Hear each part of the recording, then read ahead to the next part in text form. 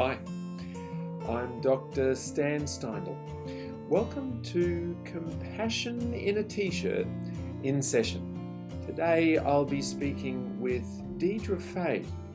Deirdre is an author and trainer, teacher, and founder of Becoming Safely Embodied Skills. In part one of my conversation with Deirdre, we'll discuss how she arrived at her approach to becoming safely embodied. In part two, we'll explore each of the 9 skills that she describes in her book, Becoming Safely Embodied. There's so much wisdom to be gained whenever you hear Deirdre speak, and it comes along with a lot of heart and a lot of embodiment. I do hope you enjoy being in session with my friend Deirdre Fay.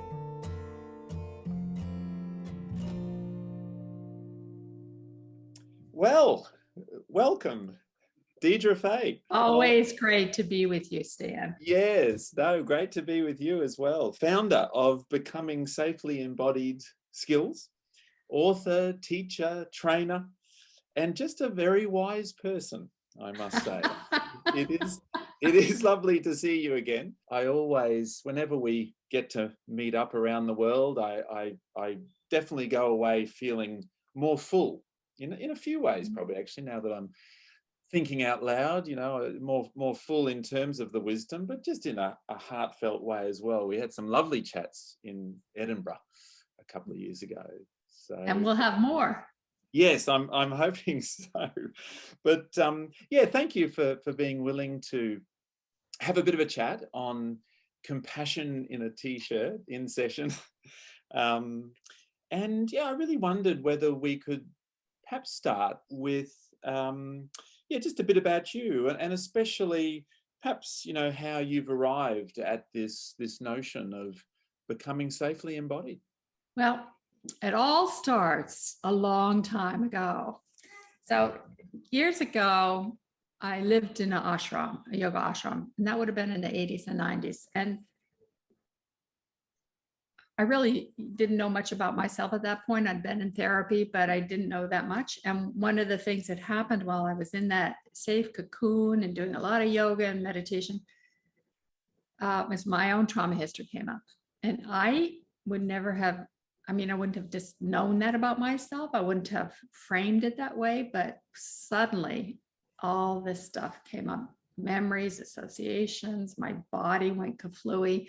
I went from being really active training for triathlons to not wanting to get out of bed and just not wanting to be active, not wanting to activate anything. And so that was in the late 80s. And there wasn't much known about trauma at that point. The field was just developing with Bessel and Jim Chu and Judy Herman and all those.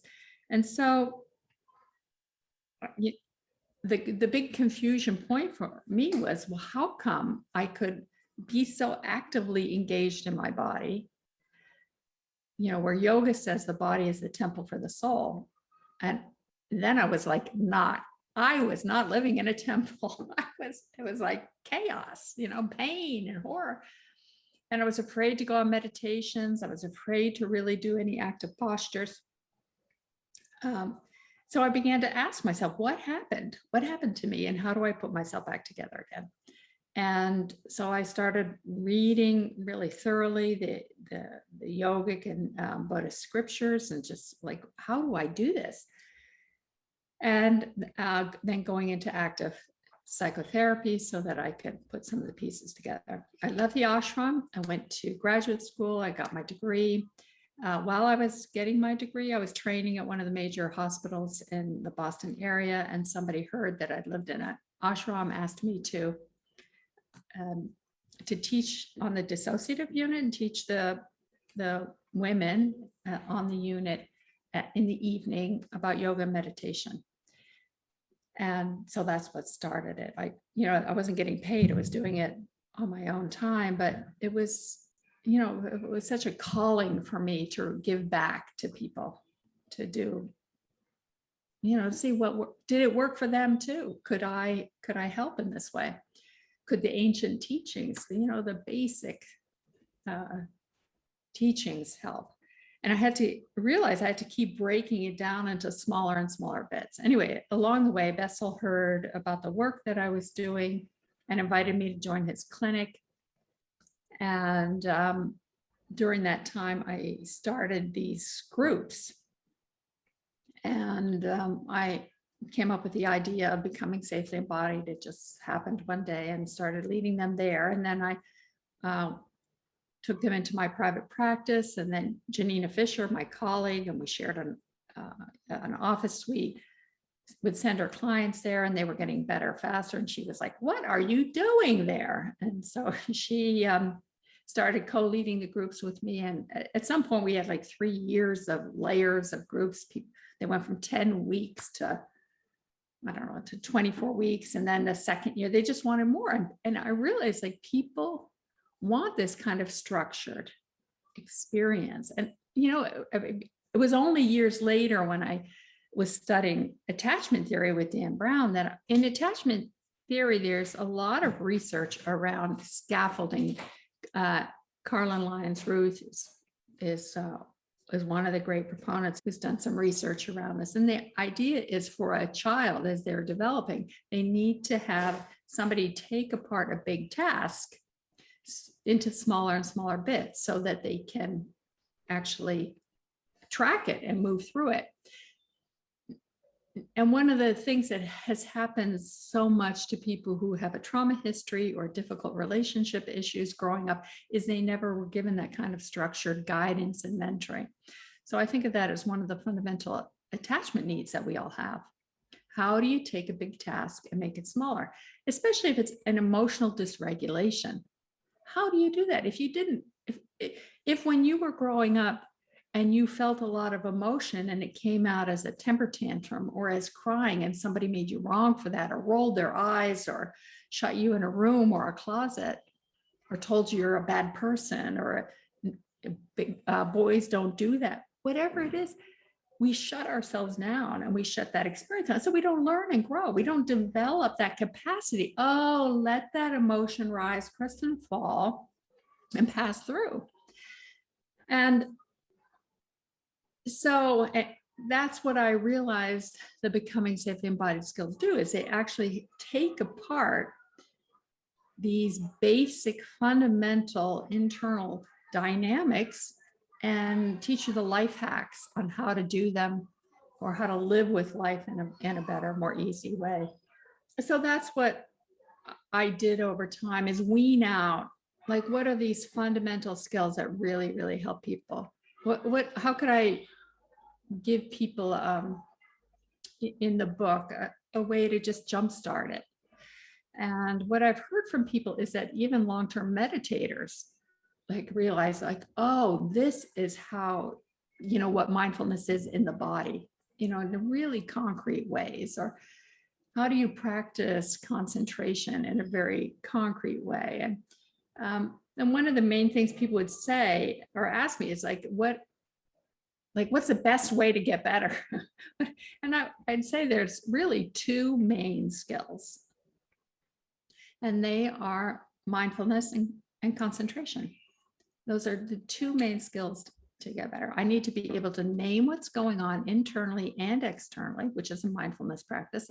And I need to be able to concentrate on where I want to go, instead of getting caught up by the swarm of life. So if I'm in a trigger, I need to be able to say, I'm triggered, but I also need to say, I want to go here. I want more spaciousness. I want to ease away from this triggered response. So that's a concentration. These are very simple meditation skills that are essential. Now, compassion arises. That compassion in the traditions is really a concentration practice. It's the development of a capacity.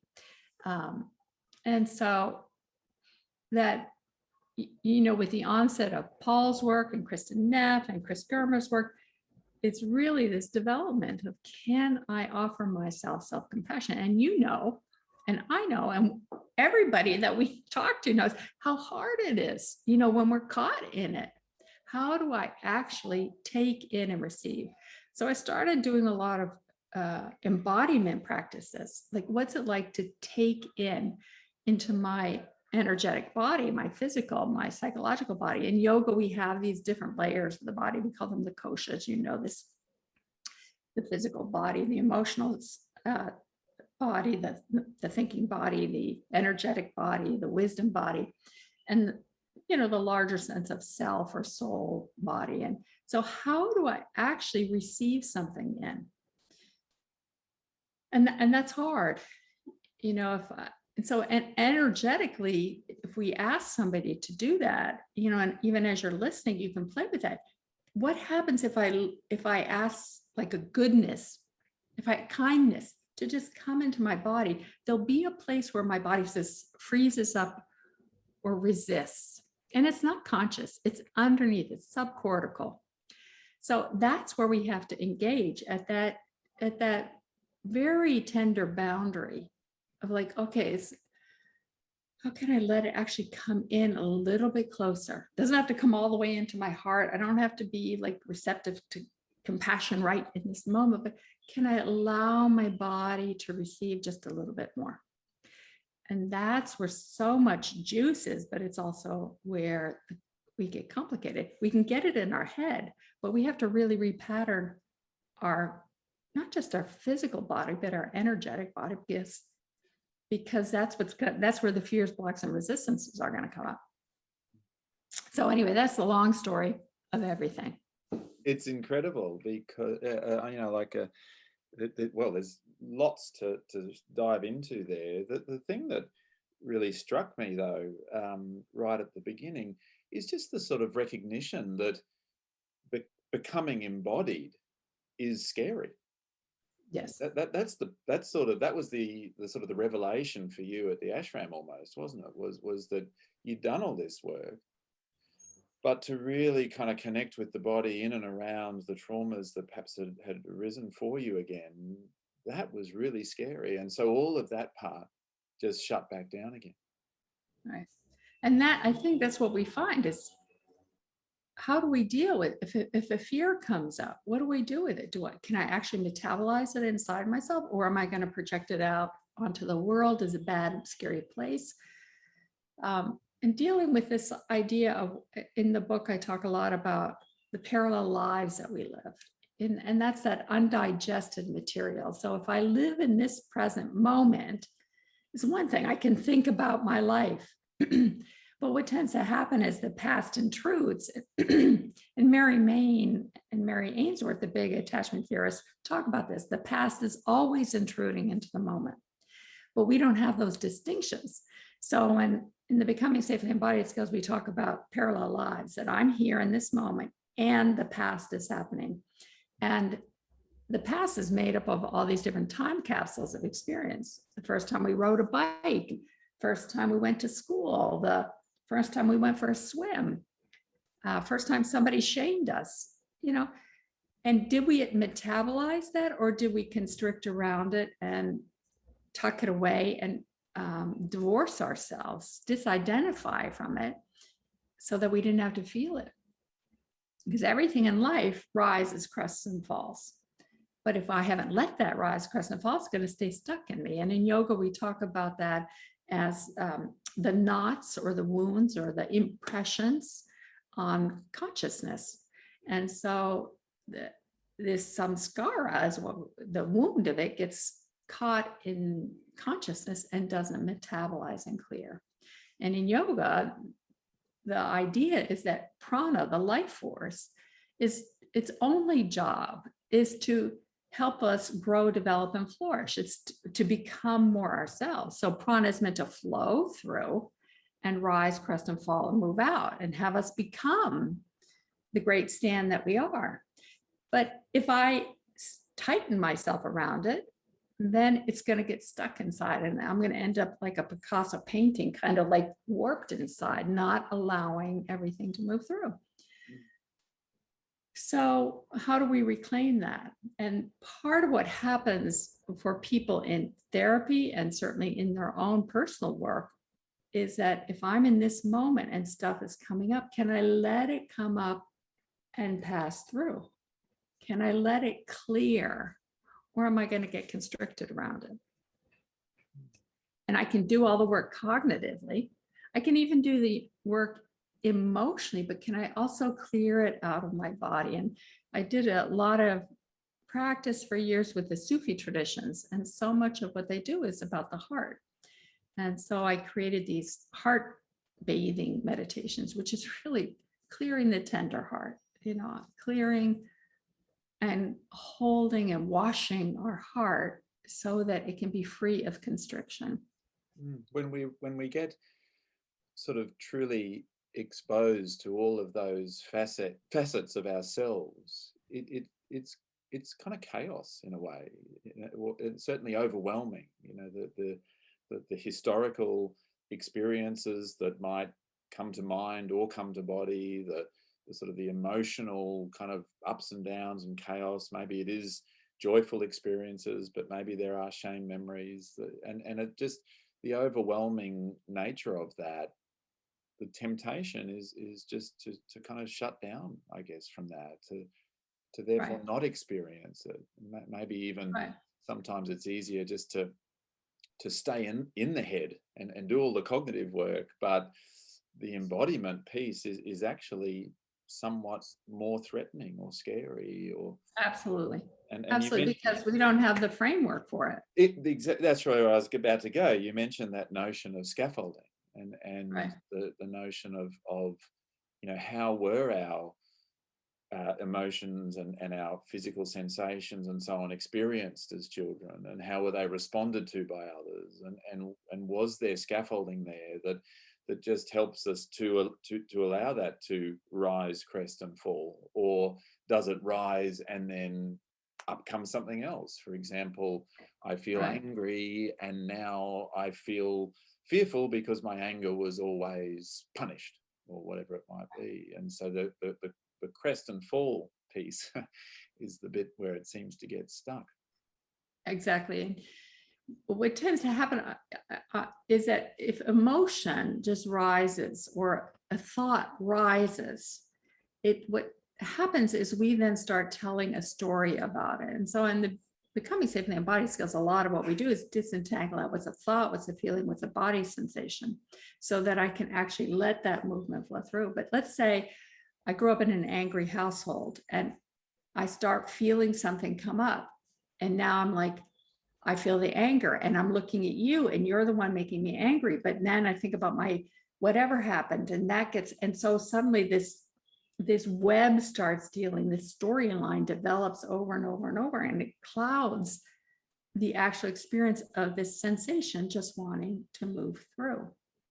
And so the storyline captures us, and we can't drop the story, or it's harder to drop the story, to just let that moment move through. And that's so much of what has to get untangled. And the reason why it doesn't, in part, is because we're here in this moment. And so we're looking at our world now, and this world, we think the upset is about this moment, but really it's the undigested experience from the past. And we, in compassion focused therapy, this is a lot of what we do. And how do we let that keep moving? And I think the piece I've added to CFT is this piece of the body, letting it move through the body rather than just trying to address it inside. So somebody was just posting on one of our Facebook groups this morning, our community groups, of like taking something inside themselves and drawing it and externalizing it. But that's one of the things we talk about is we do this in chair work in CFT, but another way is through drawing or writing, taking this internal experience and putting it out there so I can see it and deal with it. Just as the same work as chair work. Dancing, singing, sounding can all be ways to externalize something. So it's no longer just in here, but I can access it out there and see what's encrusted in that experience. So there you go. That's how Deirdre arrived at Becoming Safely Embodied. In part 2, we'll hear Deirdre speak in depth about the 9 core skills that she presents in her book, Becoming Safely Embodied.